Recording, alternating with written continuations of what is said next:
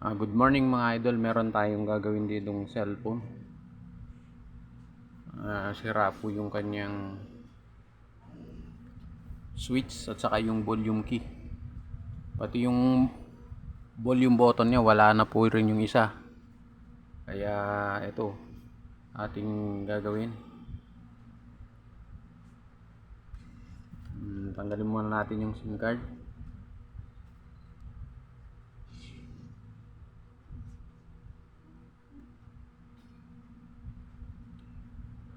Tanggalin natin yung back casing niya, yung blower natin para matanggal.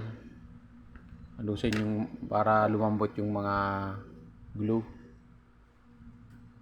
Sisikwatin natin mga idol ng panikwat kasi medyo matibay yung mga glue nito, masyadong madikit.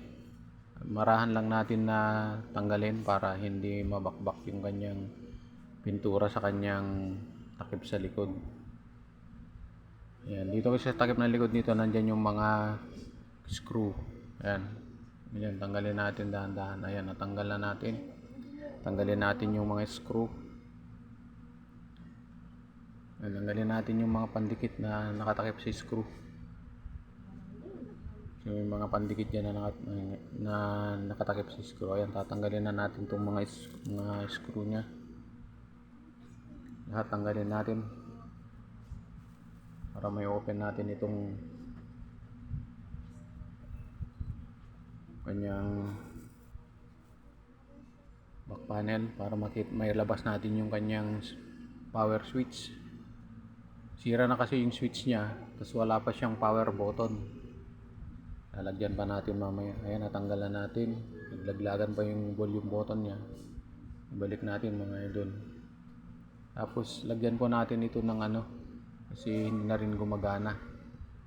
Lalagyan natin ito ng kanyang nadikay kasi yung rubber nya, kaya lalagyan natin ng rubber para umano siya. Ngayon ito ating ilalabas yung switch button. Yung flex nya kasi sira yung switch nya mismo, papalitan natin yun ng bago. Ayan grasya, kaya papalitan natin yan.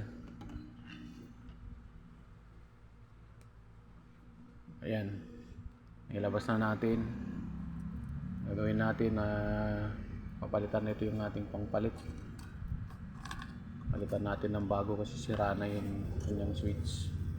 Napakaliit lang nito mga idol, kaya marahan at saka dahan-dahan ang ating paggawa kasi pati yung flex nya maliit. Baka malusaw ng soldering. Ayan, install lang natin ng ganyan para ayan, nailagay na natin mga idol.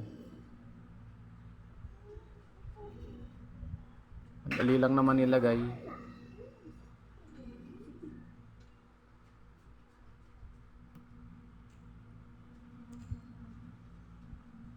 Ayan, subukan natin. Ayan, okay na, gumana na mga idol. Ngayon ang gagawin natin, lalagyan na din natin ng button at saka yung ng volume at saka ng lagyan natin ng rubber niya. Tignan natin kung gumagana yung volume. Gumagana mga idol. Yan, baba at sa kataas gumagana. So yung rubber lang yung nadikit dito sa volume. Okay yung ganyan switch. Kaya ito ang gagawa natin ng paraan. Yan natin ng rubber button. Dikit kasi yung rubber ng button niya, kaya dadagdagan natin.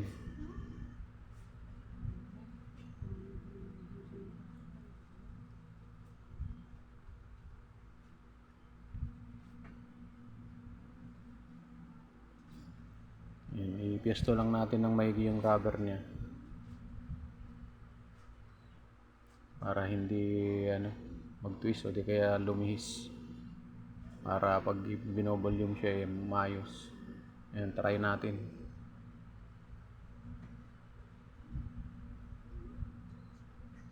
Ayan, gumagana na yung down pero yung up hindi pa po. Yung down lang.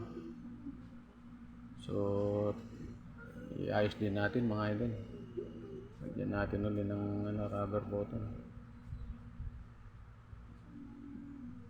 Palitan natin itong isa na ilagay natin. Yan ito. Lagyan na natin. Pati itong power button niya, ilagyan na natin mga idol. Itong kabila, itong power niya. Kasi wala din yan. Ayan. Pwede na ito. Testing natin ulit. Ating ilagay yung back casing panel niya. Ayan, testing natin. Ayan, gumagana mga idol. Yung volume, try natin din. Ayan o, gumagana na siya. Tapos yung volume. Lagyan natin itong SIM card. Ayan, gumagana na mga idol. Ayos na ito. Balik na natin yung mga tornilyo. Nagawa na natin ito ng paraan. Repair natin yung kanyang power switch. Tapos nilagyan natin ng power button at saka rubber button ng volume.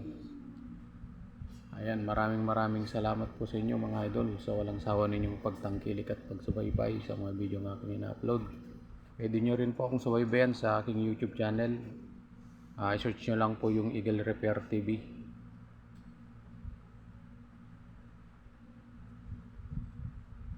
Yan, ibalik na natin itong takip niya. Tanggalin lang natin yung mga glue na tumigas. Tapos lalagyan natin ng panibagong glue. Yan, lagyan natin marahan dun sa mga gilid-gilid niya. Dun sa glue portion ng takip. Tapos ibabalik natin ito sa kanyang back, kanyang likod. Tatakip natin ulit. Ayan, tapos natin, ganyan na, install natin ganyan, no? Yan, ganyan lang mga idol. Sundan nyo lang po yung aking ginagawa. At sundan nyo lang po yung mga video na aking ginagawa. Sigurado po na kung nagdi-DIY kayo, sundan nyo lamang po ito. Kung ganyan po ang sira ng mga cellphone ninyo mga idol. Maraming salamat po sa inyo mga idol.